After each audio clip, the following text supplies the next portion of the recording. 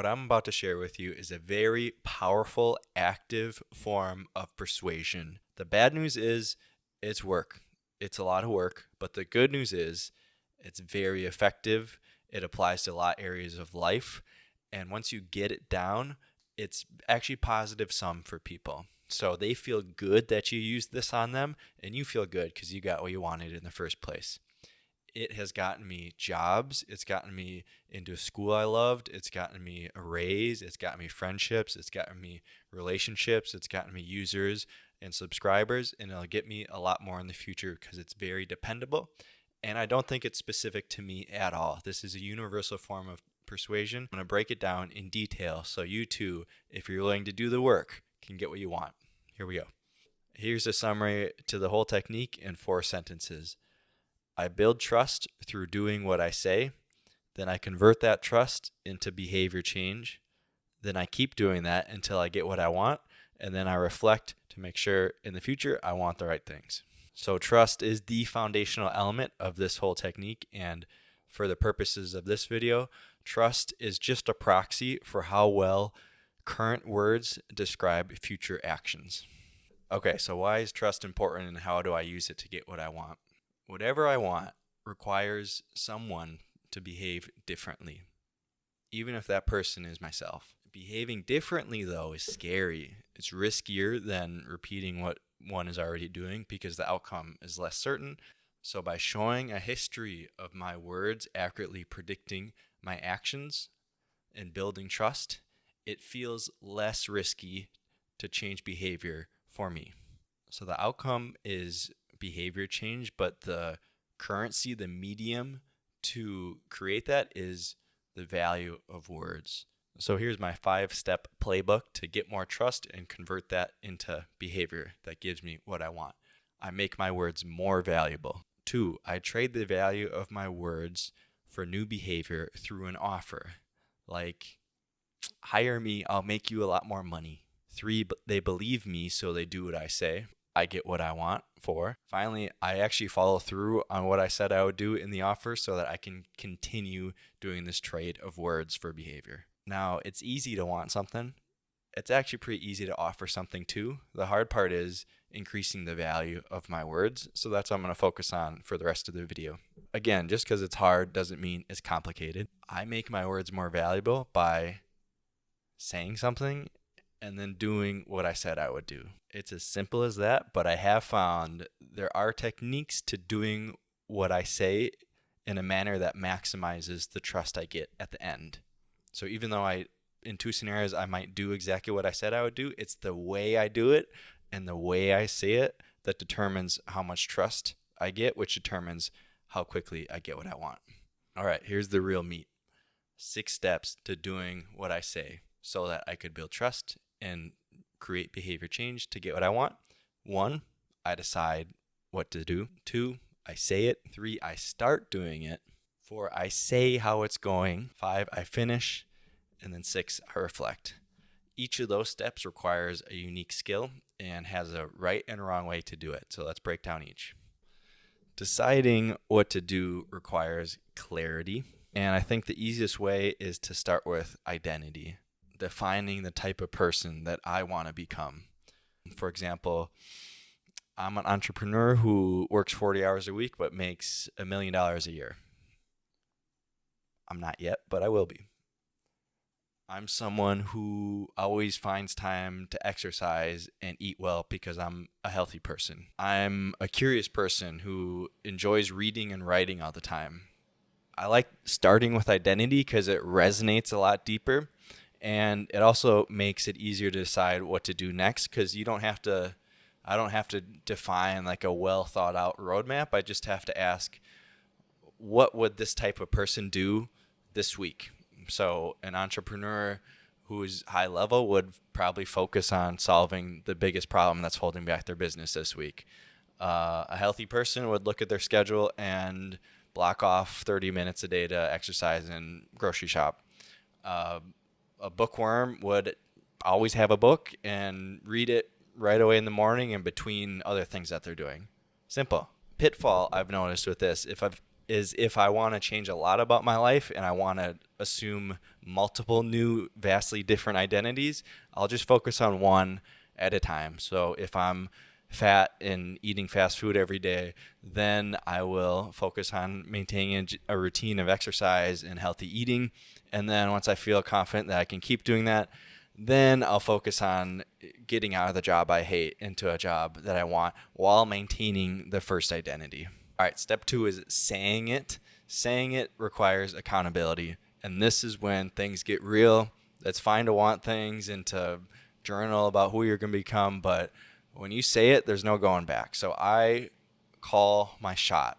I always call my shot with as much specificity as is appropriate. For example, with fitness right now, I really want to snatch my body weight before the end of the year. So the way I'll call that shot is if I'm in the gym and I'm doing my routine and practicing and people ask me, what are you doing this for? Then I'll say, I want to snatch my body weight.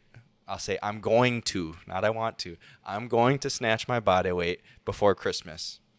To replace my current salary with my side income, then I would call my shot by texting friends who are already doing that, telling them that's what I'm going to do, or I'll get a coach and hire them with the premise that this is what I want to work towards, this is what I'm going to do.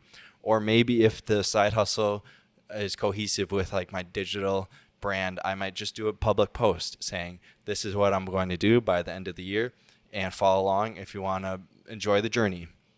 It doesn't always have to be public though. It doesn't have to be this big declaration. I just need to put myself out there, put my reputation and the value of my words on the line. So for the reading thing, if I want to become a reader, I would start a group chat with the readers I know and say, hey, I'm going to read a book a month. And if you want to join me, let's do it. And if not, I'll post the books on my Goodreads profile so you can see and follow along what I'm reading. If this is a work setting, I found that getting even more specific helps. So I'll say, I will fix all the bugs in the backlog by next Friday at 5 p.m. And along the way, I will submit draft PRs so that you can see how it's going. And if I don't think I'll make it, I will let you know by Tuesday evening. And then maybe at the end of every day, I'll say a summary like, hey, I fixed bug 1, 2, 3, and tomorrow I'm going to do 4 or 5. Crazy specific. It helps because the earlier I embrace this accountability, the higher the stakes are, the more stressful it is, but also the longer people can see the congruence between my words and my actions, which means the more they'll trust me in the end, which is the whole point of all this, right? At this step, I have guaranteed that the value of my words are going to change. It's just a question of if they're going to go up now or they're going to go down. So there's no turning back. Thanks to that fact, step 3, starting, is usually pretty easy because I have some sort of intrinsic motivation of why I'm doing this, and I have the external pressure of whoever I told in the back of my mind at all times. Okay, I'm doing it. And then 4, I need to update people about how it's going. This is it. This is the step. Everything else was leading up to this. This is where trust is won or lost. It requires an insane amount of accountability. But I found that when I don't do this, people still don't trust me as much as I want, even if I do exactly what I said. There's a few do's and don'ts I've learned. 1, remember that it's okay if it's going poorly. It's okay if it's a lot more difficult than I thought it would be. It's even okay if I sometimes need to adjust my timeline. People know that things are harder than they usually seem. People know it's hard to estimate stuff. They'll forgive me if I do that. It's not okay for me to skip the update. For me to pretend like I didn't just make this declaration a few months ago, that I didn't say exactly what I was going to do, that I just forgot. No, not okay. It's not okay to make excuses. And it's not okay to skip this step and just wait until it's done and then update people, especially if I'm late. Like, oops, I'm 3 weeks late, but I did the thing, remember? No. The problem with all those behaviors is that it results in words losing value. And that's the whole point. So how do I make my words more valuable through the update regardless of the outcome? I'm honest, I'm regular. So I like scheduling this ahead of time, periodically, at a regular cadence. That shows that I am willing to hold myself accountable, that I'm working on the thing that I said I would do, and that I can stick to a schedule, which all helps the value of my words go up. Finally, I wrap it up. This is another easy one. You'll notice it usually goes easy, hard, easy, hard, easy, hard. Updating people when it's going poorly is not fun. Letting people know when you've actually done the thing is actually awesome. And I really like it. And people really like having a closed loop. So even if they're not really personally invested in my success, maybe like a LinkedIn or an X follower, they still appreciate when I've circled back and said, this is how it went.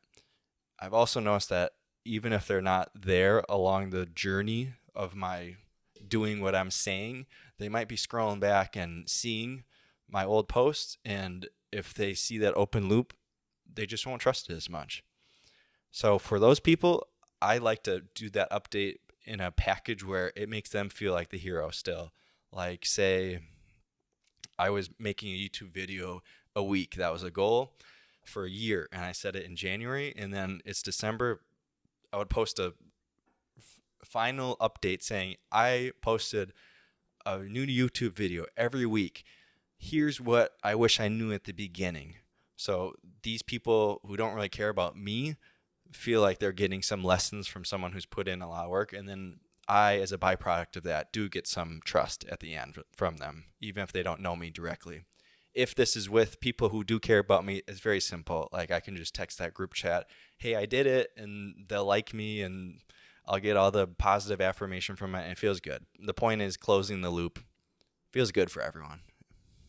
Okay, so that was an easy one. Now we got to do a hard one. The last step, reflecting. Do I enjoy the person I've become along this journey?